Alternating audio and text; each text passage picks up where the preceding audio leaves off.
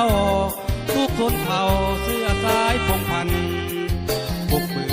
จูบเจ้าห้าวหันพร้อมพากันสำเร็จหน้าที่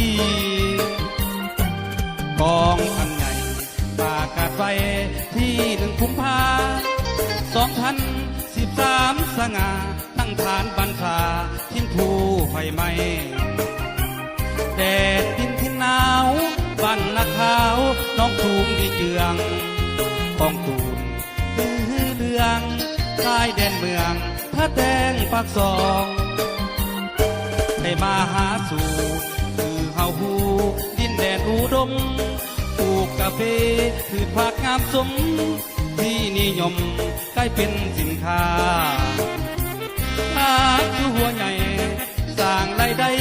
ให้กองเฮานาพร้อมเพียงออกแข่งตั้งหน้าพัฒนาสร้างสาคมกองพันใหญ่เอาใจใส่นำพาตามทิศที่นำของคนที่เป็นนักว่าระเบียบแบบแผนเพิ่มพูดคูณสร้างทุกอย่างปรับปรุงผัวแปลงสร้างกองให้เข้มแข็งเป็นกำลังแห่งปกป้องภาษา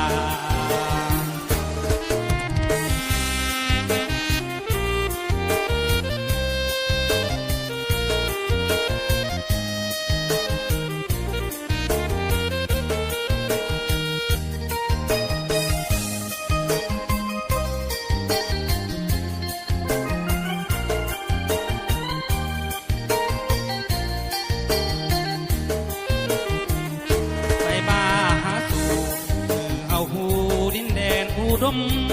ปลูกพืชผักกาแฟงามสมที่นิยมกลายเป็นสินค้าอาสู่หัวใหญ่สร้างรายได้ให้กองเฮานาพวกทุนออกแข่งตั้งหน้าพัฒนาสร้างสาคมกองพันใหญ่ต่อใจใส่นำพาตามทิศที่นำของพ้นที่เห็นนักว่าระเบียบแบบแผนเพิ่มพูดสร้าง